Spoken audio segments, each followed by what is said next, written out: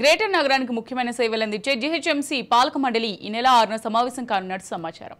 GHMC పౌర సేవల నిర్వహణ, అభివృద్ధితో పాటు పరిపాలనాపరమైన నిర్ణయాలు తీసుకోవడంలో కీలక పాత్ర పోషించే స్టాండింగ్ కమిటీ ఈ నెల 4న సమావేశం కానున్నట్టు తెలిసింది. మార్చి నెలలో ఏర్పడిన స్టాండింగ్ కమిటీ ఒకసారి సమావేశమైన తర్వాత ఎంపీ ఎలక్షన్ కోడ్ రావడంతో తిరిగి సమావేశమయ్యే వీలు కలగలేదు. ఈ నెల 4న 15 మంది సభ్యులతో కూడిన standing committee mayor Gadwal Vijayalakshmi అధ్యక్షతన సమావేశమై పలు అభివృద్ధి పనులకు సంబంధించిన ప్రతిపాదనలు పరిశీలించినట్టు సమాచారం.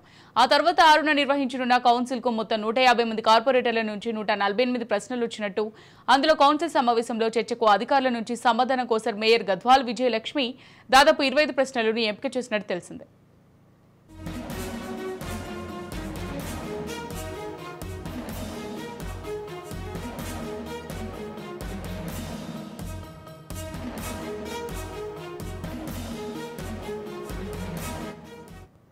ఈ నెల 6న జరగనున్న జీహెచ్ఎంసీ పాలక మండలి సమావేశంలో ప్రధానంగా శానిటేషన్, కుక్కలు, దోమల బెడద, సీజనల్ వ్యాధులు, జీహెచ్ఎంసీ అప్పులు, ఆర్థిక సంక్షోభంతో ఉన్న ట్యాక్స్ కలెక్షన్, టౌన్ ప్లానింగ్ వంటి అంశాలపై రసవత్తరమైన చర్చ జరిగే అవకాశాలున్నట్టు సమాచారం. మహానగరానికి చెందిన పలు ప్రజా సమస్యలపై కౌన్సిల్లో అధికారులను నిలదీసేందుకు బీజేపీ కార్పొరేటర్లు సిద్ధమవుతున్నట్టు తెలిసిందే. ఇందులో భాగంగానే కొందరు బీజేపీ కార్పొరేటర్లు ఇప్పటికే దోమలు, కుక్కల బెడద వంటి సమస్యలపై అధికారులను నిలదీయాలన్న ఆలోచనతో మేయర్కు అదే అంశాలపై సంబంధించిన ప్రశ్నలు సమర్పించినట్టు సమాచారం. తమ ప్రశ్నలు కౌన్సిల్లో ప్రస్తావించుకుంటే నిరసన వ్యక్తం చేయాలని కూడా కొందరు కార్పొరేటర్లు భావిస్తున్నట్టు సమాచారం. దీనికి తోడు జీహెచ్ఎంసీ అప్పులు, ఆదాయ వనరులపై బీజేపీ కార్పొరేటర్లు అధికారులను ప్రశ్నించే ఛాన్స్ ఉంది. బీఆర్ఎస్ పార్టీ కార్పొరేటర్లు సైతం వర్షాకాలం సహాయక చర్యలు, నాలల విస్తరణ, పూడికతీత పనులతో పాటు పలు ప్రజా సమస్యలపై అధికారులను ప్రశ్నించే అవకాశం ఉన్నట్టు సమాచారం.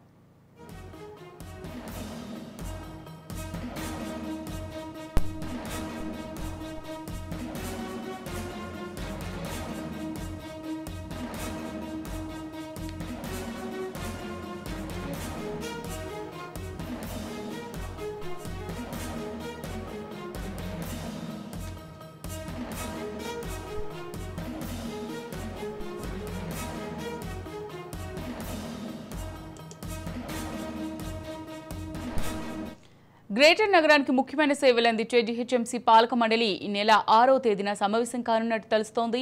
జీహెచ్ఎంసీ పౌర సేవల నిర్వహణ, అభివృద్ధితో పాటు పరిపాలనాపరమైన నిర్ణయాలు తీసుకోవడంలో కీలక పాత్ర పోషించే స్టాండింగ్ కమిటీ ఈ నెల 4న సమావేశం కానున్నట్టు తెలిసింది. ఇక దీనికి సంబంధించి మరింత సమాచారం మా ప్రతినిధి తేజ అందిస్తారు. తేజ, చెప్పండి. అమూల్య, ఈ నెల 4వ తేదీనైతే మాత్రం జీహెచ్ఎంసీ స్టాండింగ్ కమిటీ భేటీ అయితే జరగబోతున్నట్లుగానే మనకు తెలుస్తుంది. అంటే మార్చి నెలలో ఏర్పడినటువంటి ఈ జీహెచ్ఎంసీ స్టాండింగ్ కమిటీ 15 మంది సభ్యులతో కూడినటువంటి స్టాండింగ్ కమిటీగా ఉంది. ఇదే నేపథ్యంలో ఒక్కసారి మాత్రమే, అంటే కమిటీ ఏర్పడిన తర్వాత ఒక్కసారి మాత్రమే భేటీ జరిగినటువంటి పరిస్థితి ఉంది. కానీ అనంతరం పార్లమెంటు ఎన్నికల కోడ్ వచ్చినటువంటి నేపథ్యంలో కూడా ఈ స్టాండింగ్ కమిటీ భేటీ జరిగినటువంటి పరిస్థితి అయితే కనిపించలేదు. అయితే ఇప్పుడు తాజాగా ఈ నెల 4వ తేదీన జీహెచ్ఎంసీ స్టాండింగ్ కమిటీ భేటీ కాబోతుంది. ఈ భేటీలో పలు కీలకమైనటువంటి నిర్ణయాలు కూడా తీసుకోబోతున్నట్లుగా కూడా తెలుస్తుంది. ప్రత్యేకించి పాలనాపరమైనటువంటి అంశాలు, అదేవిధంగా జీహెచ్ఎంసీ నగర అభివృద్ధి, పారిశుద్ధ్యానికి సంబంధించిన అంశాలు, ఏ విధంగా ముందుకు వెళ్ళాలి, ఎలాంటి అభివృద్ధి బాటలో హైదరాబాద్ ను తీసుకువెళ్లాలి అనేటువంటి దానిపైన కూడా పలు కీలకమైనటువంటి నిర్ణయాలు కూడా ఇవ్వబోతున్నట్లు, కొన్ని కీలకమైనటువంటి నిర్ణయాలు తీసుకోబోతున్నట్లు కూడా, వాటిలో కూడా కీలక పాత్ర పోషించబోతున్నట్లుగా కూడా ఈ స్టాండింగ్ కమిటీ కీలక పాత్ర పోషించబోతున్నట్లుగా కూడా తెలుస్తుంది. సో మొత్తంగా చూస్తే మాత్రం మొత్తంగా 150 మంది కార్పొరేటర్లు ఉన్నటువంటి నేపథ్యంలో ఈ 150 మంది కార్పొరేటర్ల నుంచి 148 వరకు ప్రశ్నలు వచ్చినటువంటి నేపథ్యంలో వీటిపైన అసలు ఈ అభివృద్ధి పనులు కావచ్చు, ఈ ప్రతిపాదనలు కావచ్చు, వీటన్నిటిని వచ్చినటువంటి ప్రతిపాదనలన్నింటినీ కూడా ఈ నెల 4వ తేదీనైతే మేయర్ అధ్యక్షతన ఈ స్టాండింగ్ కమిటీ భేటీ జరిగినటువంటి నేపథ్యంలో ఇవన్నీ పరిశీలిస్తారు. పరిశీలించిన తర్వాత ఎవరెవరికి విధంగా ఏమేమి కేటాయించాలి, ఎలా అభివృద్ధికి వెళ్ళాలి అనేటువంటి దానిపైన ఒక కీలకమైన నిర్ణయం అయితే తీసుకోబోతున్నట్లుగా తెలుస్తుంది. ఇక మొత్తంగా చూస్తే మాత్రం ఈ నెల 6వ తేదీన అయితే జీహెచ్ఎంసీ కౌన్సిల్ సమావేశం కూడా జరగబోతుంది అన్నట్లు కూడా మనం చెప్పొచ్చు. అమూల్య, తేజ, ప్రధానంగా ఈ సమావేశంలో ఏ అంశాలపై చర్చించే అవకాశం ఉంది? ఖచ్చితంగా ప్రధానంగా చూస్తే మాత్రం ఇప్పటికే హైదరాబాద్ నగరం అనేటువంటిది విశ్వనగరంగా వ్యాప్తి చెందుతుంది. అదేవిధంగా చాలా అభివృద్ధి పదంలో దూసుకుపోతుంది. హైదరాబాద్ వైపు అన్ని కేవలం ఇటు రాష్ట్రం, దేశంలోనే కాకుండా ఇతర దేశాల నుంచి కూడా హైదరాబాద్ అంటే ఒక ప్రత్యేకమైనటువంటి, హైదరాబాద్ నగరానికి ఒక ప్రత్యేకమైన స్థానం ఉంది అనేటువంటి మనం చూస్తూనే ఉన్నాం.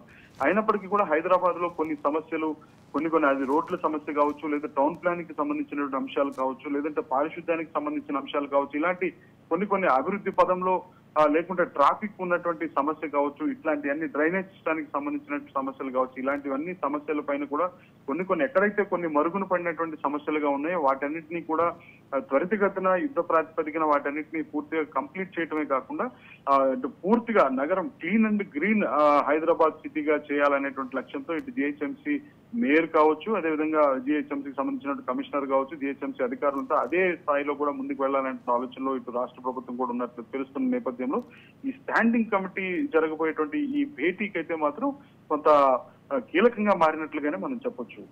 ఇప్పుడు మనం చూసినట్టయితే కార్పొరేటర్లు ఎవరైతే ఉన్నారో వారు తమ ప్రశ్నలను కౌన్సిల్లో ప్రస్తావించకుండా నిరసన వ్యక్తం చేయాలని కూడా కొందరు కార్పొరేటర్లు భావిస్తున్నట్టుగా తెలుస్తుంది. మరి దీన్ని ఏ విధంగా చూడొచ్చంటారు? ఖచ్చితంగా, ఎందుకంటే గతంలో మేయర్ బీఆర్ఎస్ పార్టీలో ఉన్నప్పటికీ కూడా అనంతరం ఆవిడ కాంగ్రెస్ తీర్థం పుచ్చుకున్నారు, కాంగ్రెస్ వైపుకి అడుగులు వేసినటువంటి పరిస్థితిగా మనం చూస్తూనే ఉన్నాం.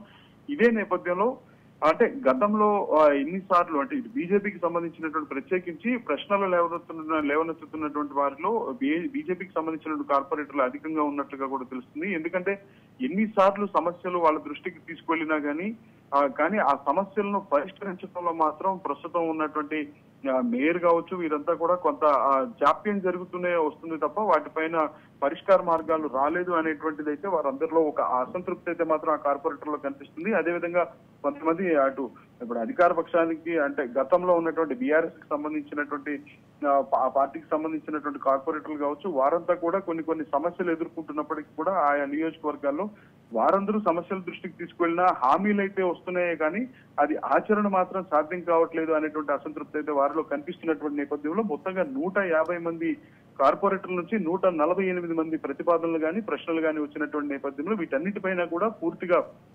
కూలంకుషంగా పరిశీలించి స్టాండింగ్ కమిటీ కొన్ని కీలకమైనటువంటి నిర్ణయాలు తీసుకోబోతుంది అన్నట్లుగా కూడా మనం చెప్పొచ్చు.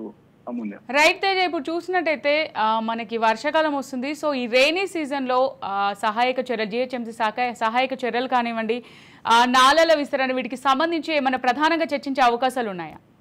ఖచ్చితంగా అమూల్య, ఎందుకంటే ప్రస్తుతం హైదరాబాద్ లో ట్రాఫిక్ సమస్యతో పాటు అధికంగా వేధించేటువంటి సమస్య ఏదన్నా ఉంది అంటే అది నీరు అనేటువంటి వర్షపు నీరు అనేటువంటి వర్షాకాలం వచ్చిందంటే చాలు ఒక చిన్నపాటి వర్షానికే పూర్తిగా రోడ్లన్నీ కూడా జలమయం అవుతున్నటువంటి పరిస్థితి ఉన్నటువంటి నేపథ్యంలో వీటన్నిటినీ కూడా ఈ స్టాగ్నేషన్ పాయింట్స్ అన్నింటినీ కూడా ఇప్పటికే తొలగించేటువంటి ప్రయత్నం చేశారు. మొత్తంగా జిహెచ్ఎంసీ వ్యాప్తంగా కూడా 125 వరకు స్టాగ్నేషన్ పాయింట్స్ అయితే గుర్తించడం జరిగింది. వాటన్నిటిని కూడా ఎక్కడికక్కడ వాటన్నిటిని పూర్తిగా వాటిని తొలగించేటువంటి ప్రయత్నం అయితే ఇప్పటికే జిహెచ్ఎంసీ ఆ దిశగా కూడా పనులు చేస్తున్నటువంటి పరిస్థితి. ఇంకా 534 వరకు కూడా ఒక 7 నుంచి 8 డిపార్ట్మెంట్ల వరకు కూడా వాటన్నిటిని అనుసంధానం చేస్తూ కూడా వాటన్నిటిని కలుపుకొని మొత్తం 534 డిపార్ట్మెంట్ కి సంబంధించినటువంటి బృందాలు ఈ తుఫానికి సంబంధించినటువంటి ప్రత్యేక బృందాలు అయితే యుద్ధ ప్రాతిపదికన పనిచేయడానికి కూడా ఏర్పాటు చేసినటువంటి నేపథ్యంలో ఇటు డిఆర్ఎఫ్ బృందాలు కావచ్చు, పోలీస్ శాఖకి సంబంధించి, రెవెన్యూ శాఖకి సంబంధించినటువంటి వారు కూడా ఉన్నటువంటి నేపథ్యంలో వీరంతా అభివృద్ధి పైన మాత్రం పూర్తిగా దృష్టి పెట్టారు. సమస్యలన్నిటి కూడా పరిష్కరించే దిశగా కూడా అడుగులు వేస్తున్నారు అన్నట్టుగా కూడా మనం చెప్పొచ్చు. Right, thank you Teja.